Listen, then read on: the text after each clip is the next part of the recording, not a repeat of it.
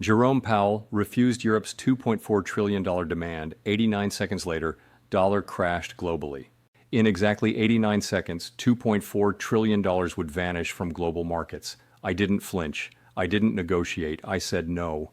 The European Central Bank President, Christine Lagarde, sat across from me, her face pale as winter frost, and I watched the most powerful financial alliance in history crumble with two words. But what I discovered in those 89 seconds would shake everything you think you know about global finance. What did Europe really want?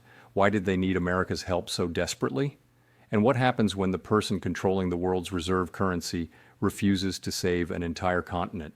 I'm Jerome Powell. This is what really happened behind closed doors when Europe came begging for salvation, and I chose to let them fall. The emergency video conference started at exactly 3:47 a.m. Eastern Time on November 12, 2025. My phone had been ringing nonstop for 6 hours. Christine Lagarde's assistant had called 17 times. But I knew what they wanted before I picked up that call. They wanted me to destroy the American dollar to save the euro. The screen flickered to life, and there she was, Christine Lagarde, looking older than I'd ever seen her, flanked by officials from Frankfurt and London. Behind her, emergency lights of the European Central Bank headquarters cut through the darkness. Jerome, we need to discuss the liquidity crisis. The numbers were staggering. $2.4 trillion in European sovereign debt was about to default simultaneously. Not over months or weeks, simultaneously. In less than 72 hours, the euro would cease to exist as a viable currency. Pension funds across Germany would evaporate overnight. Italian government bonds would become worthless paper. French banks would fold like dominoes. We need you to implement emergency dollar swaps, unlimited swaps. We need you to flood European markets with American dollars until this crisis passes. She was asking me to print trillions of dollars, to give it away for free to European banks, to devalue the American currency to prop up their failed monetary experiment. I leaned back in my chair and looked directly into the camera. The silence stretched between Washington and Frankfurt like a tightening wire. But I had already made my decision. No. That single word hung in the digital air between us. Lagarde's composed mask slipped for just a moment. I saw the flash of desperation she'd been hiding. Jerome, you don't understand the magnitude of what's happening. If Europe falls, global trade collapses. Your own economy will suffer catastrophic damage. American banks have massive exposure to European debt. This isn't about saving us. This is about preventing global financial collapse. She was right. American banks held approximately $847 billion in European sovereign debt. If Europe defaulted, major American financial institutions would face their own liquidity crisis. The S&P 500 would likely lose 40% of its value within weeks.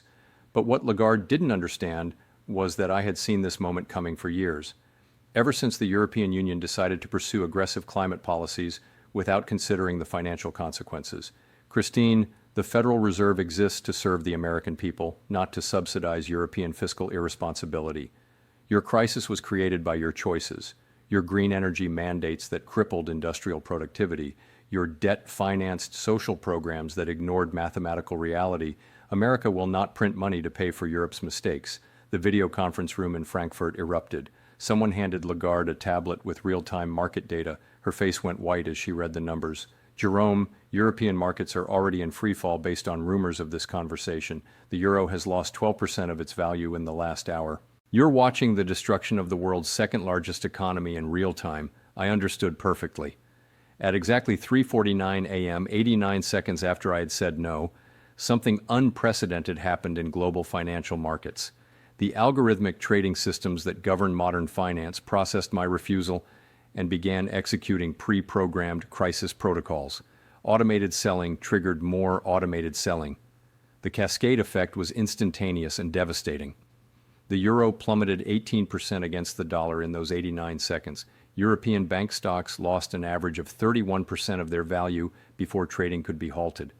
Currency futures markets went into complete chaos as traders realized the Federal Reserve would not intervene to prevent European financial collapse. But the most shocking development was what happened to the American dollar itself. Instead of strengthening as investors fled European assets, the dollar began to crash.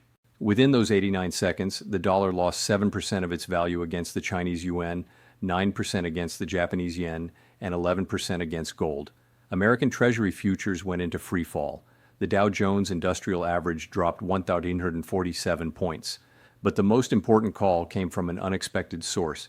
At exactly 3:50 a.m., my secure line lit up with an incoming call from Beijing. The caller ID showed President Xi Jinping's direct number. I knew what this meant. China had been watching this conversation. They had been waiting for exactly this moment. I answered the call. "Mr. Powell, I believe we need to discuss a new monetary arrangement."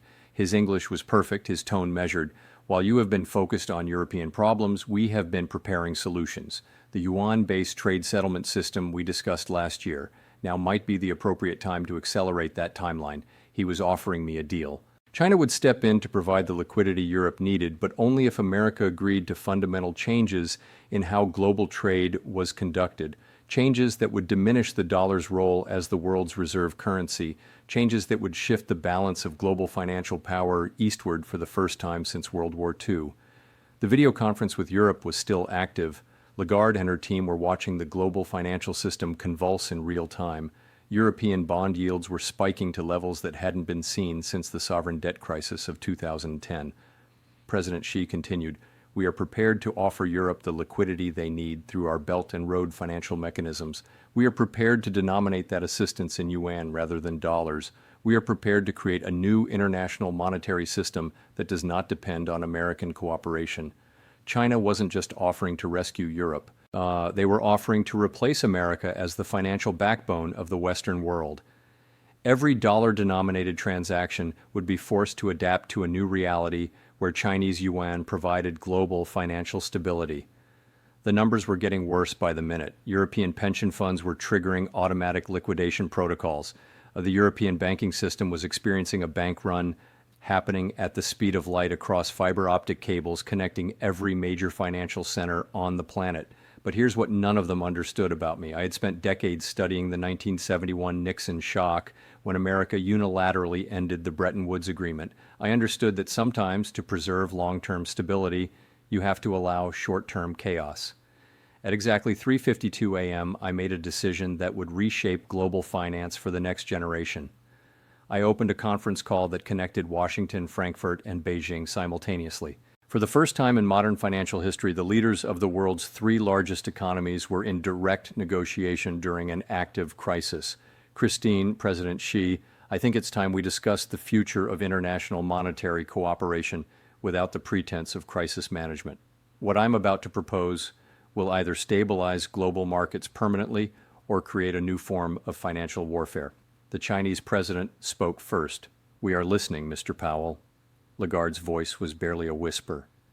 "Jerome, whatever you're thinking, please remember that hundreds of millions of European citizens will be affected by what we decide in the next few minutes." I pulled up the proposal I'd been working on for months, the plan that my closest advisors didn't know existed. The document was labeled Top Secret Protocol 89B, Managed Global Monetary Transition. Ladies and gentlemen, what I'm about to share represents a fundamental reimagining of how global finance operates, not preservation of the current system, but its planned evolution into something that serves all interests while maintaining stability.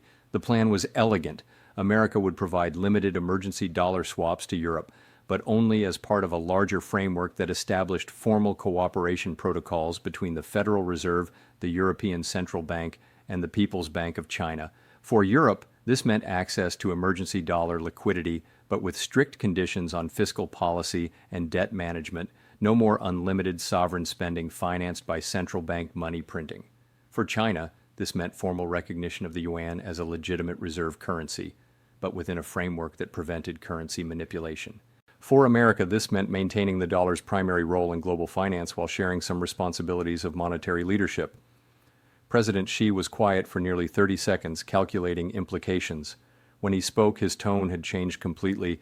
"Mr. Powell, this proposal addresses several of our long-term concerns about monetary stability while preserving legitimate American interests.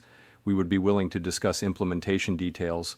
Lagarde's relief was audible. "Jerome, if this framework can provide the emergency liquidity Europe needs while establishing sustainable fiscal protocols, the European Central Bank would support such an arrangement."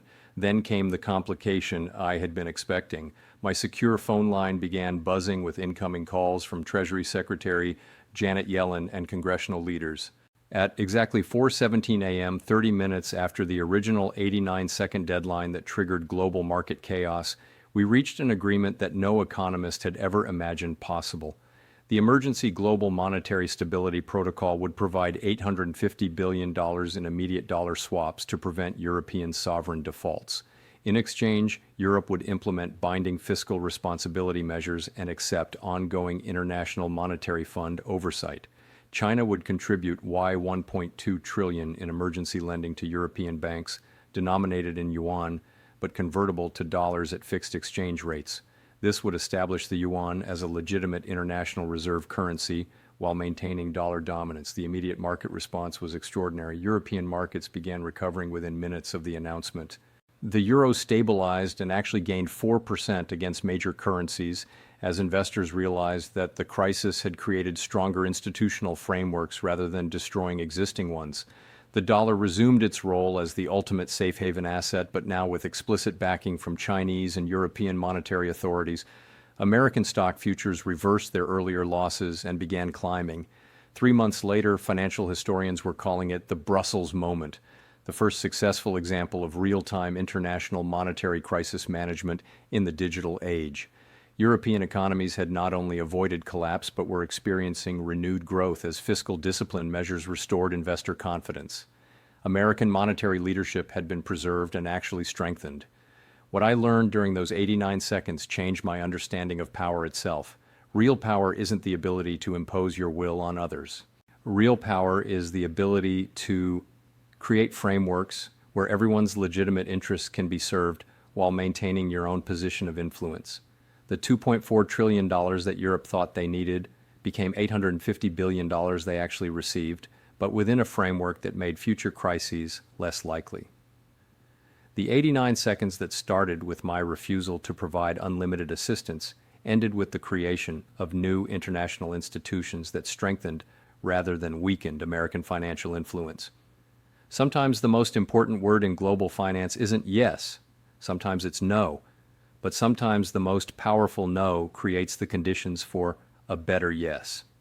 That's what happened when Europe came to Washington asking for salvation and discovered that salvation comes with conditions. The global financial system that emerged from that November crisis is more stable, more transparent, and more cooperative than anything we had before. And it all started with 89 seconds of saying no to unlimited assistance and yes to managed cooperation. In those 89 seconds, I chose leadership over conventional central banking. The world is better for it.